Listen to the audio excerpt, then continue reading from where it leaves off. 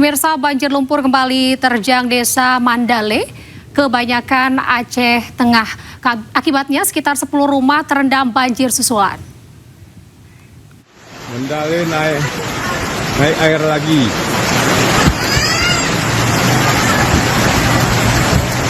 Hujan deras yang mengguyur selama 2 jam kembali memicu turunnya material tanah dari lereng gunung. Lumpur pekat mengalir masuk ke permukiman merendam rumah-rumah warga di desa Mandale, Aceh Tengah, Aceh. Sedikitnya 10 rumah terendam dan sejumlah warga terpaksa meninggalkan tempat tinggal mereka untuk mengungsi. Warga mengaku trauma dan khawatir lantaran setiap hujan deras turun, banjir lumpur dan banjir bandang kembali terjadi.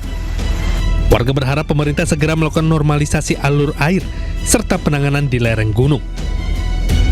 Saat ini Pak, setiap hujan warga selalu was-was Pak. Jadi kan untuk kemarin itu kondisinya memang air sangat besar turun dari pegunungan sehingga meluber ke pemukiman rumah-rumah warga Pak. Desa Mandale merupakan salah satu wilayah terparah saat banjir bandang November 2025 lalu. Ratusan rumah hancur dan hingga saat ini korban masih bertahan di tenda pengungsian. Dari Aceh Tengah, Aceh, Yusradi, iNews melaporkan.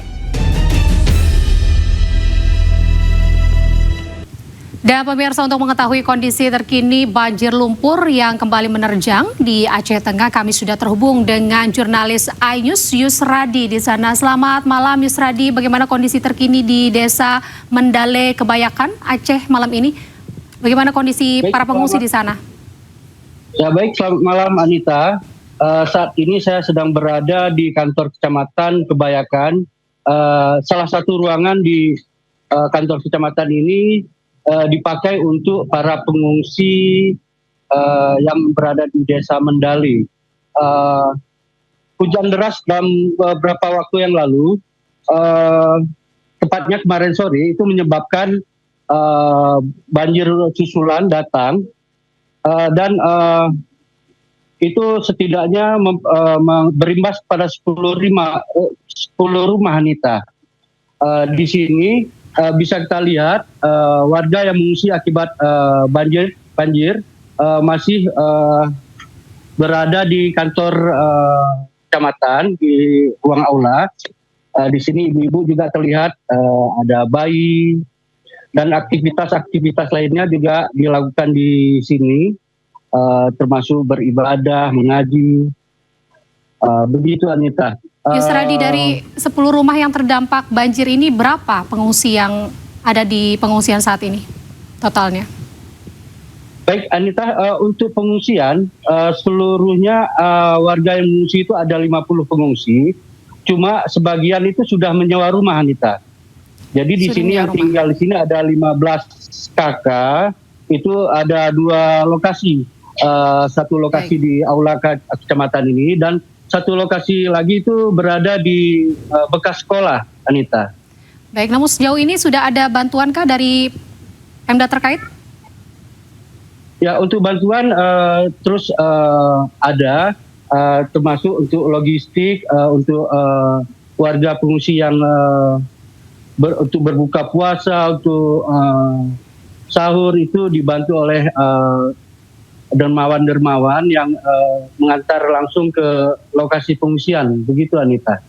Baik, terima kasih Yusradi atas informasi dari Anda. Kita doakan bersama semoga banjir tidak kembali terjadi. Salam sehat selalu Yusradi, terima kasih atas informasi Anda. Ya pemirsa, kita ke informasi selanjutnya. Direktur Utama Lembaga Pengelola Dana Pendidikan atau LPDP minta keluarga kaya memilih skema beasiswa parsial, funding atau pembiayaan separuh. Sementara itu, anggota DPR RI Komisi 11, Primus ini mengkritik keras penerimaan beasiswa LPDP tak transparan. Rekan-rekan semuanya, tidak ada larangan orang kaya atau mampu mengambil beasiswa Lembaga Pengelola Dana Pendidikan atau LPDP. Namun, Direktur Utama LPDP Sudarto mendorong pelamar dari keluarga kaya mengambil beasiswa LPDP parsial supaya anggaran beasiswa bisa dialokasikan untuk pelamar berlatar belakang prasejahtera yang lebih membutuhkan. atas nama LPDP dan Imbauan tersebut disampaikan setelah banyaknya protes dari masyarakat karena sejumlah penerima beasiswa LPDP berasal dari keluarga kaya. mohon maaf. Khusus untuk bapak-bapak, ibu-ibu dan keluarga yang mampu, kami buka kesempatan partial funding. Partial funding artinya ya ini himbauan kalau bapak ibu mampu, milihlah yang bukan full funding tapi yang partial funding, di mana 50% dari LPDP, 50% dari Anda sendiri gitu ya. Sebelumnya dalam rapat dengar pendapat Komisi 11 DPR RI bersama Eselon 1 Kementerian Keuangan September 2025, anggota DPR RI Komisi 11 Primus Justisio menyoroti sejumlah persoalan di LPDP yang perlu segera dibenahi. Di antaranya seleksi LPDP yang dinilai terlalu rumit, kemudian persyaratan yang dinilai berbelit dan kurang terbuka, hingga transparansi data penerima beasiswa. Kalau persyaratan utamanya harus pintar, betul Pak. Tapi pintar dengan, pertama harus ekonominya yang kurang Pak. Kalau dia kemampuannya itu kurang, di bawah standar sedikit, pilihannya tapi ekonominya tidak mampu sama orang yang di atas standar tapi dia punya kemampuan, ya jangan Pak. Saya rasa ini harus dirubah Pak. Gitu loh. Malulah Pak, anak-anak orang kaya mendapatkan LPDP. Malu anak-anak pejabat mendapatkan LPDP. Ini penting.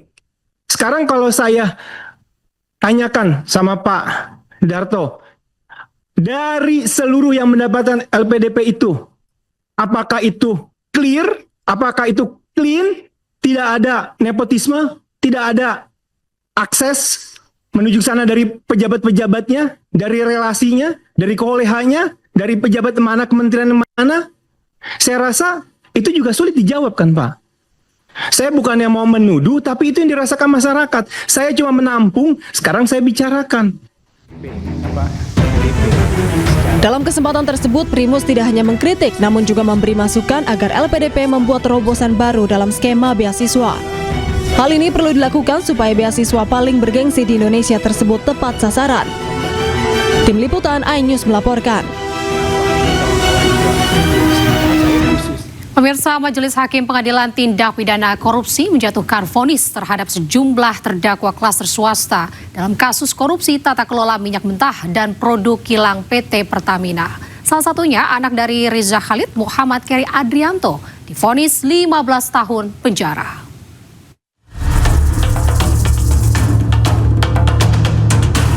Anak dari Rizal Khalid, Muhammad Keri Adrianto Riza, selaku beneficial owner PT Navigator Katulistiwa, dijatuhi pidana 15 tahun penjara dan denda 1 miliar rupiah. Jika denda tidak dibayarkan, akan diganti pidana kurungan selama 190 hari.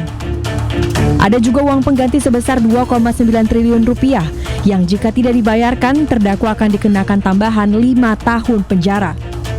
Seluruh aset terdakwa juga dirampas untuk negara. Namun, vonis ini lebih ringan dari tuntutan jaksa yang menuntut pidana 18 tahun penjara. Kuasa hukum Muhammad Keri Adrianto Riza menyatakan kecewa atas vonis hakim tersebut. Pihaknya menilai pertimbangan hakim tidak didasarkan pada fakta persidangan dan memastikan akan mengajukan banding.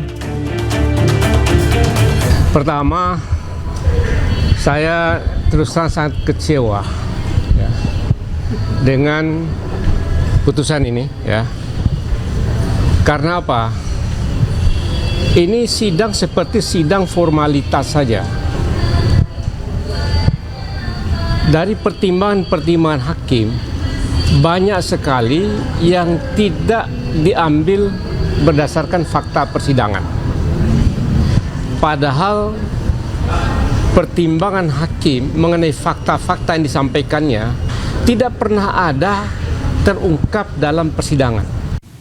Terpidana kasus korupsi di Pertamina yang juga anak Riza Khalid, Muhammad Keri Adrianto Riza ini akan diajukan banding. Usai vonis 15 tahun penjara, Keri mengatakan akan terus cari keadilan. Jadi saya terus akan mencari keadilan. Terima kasih teman-teman yang sudah mengikut persidangan. Saya juga bingung dengan putusannya karena banyak fakta persidangan yang tidak dimasukkan di pertimbangan putusan. Ya, insya Allah saya akan teruskan upaya hukum. Semoga saya bisa mendapat keadilan di tempat lain ya. Terima kasih. Tadi kan ada satu hakim mas yang disenting yang membela mas, itu mungkin tanggapan mas apa? Disenting hati teman-teman. Hati ya. Mas, soal PT ATM itu buat negara gimana, Mas? Ya, saya bingung. Sampai sekarang masih dipakai, Mas.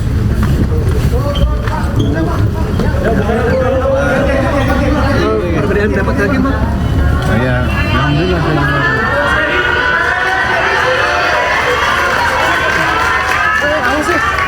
Mas sedikit mas yang disampaikan mas untuk yang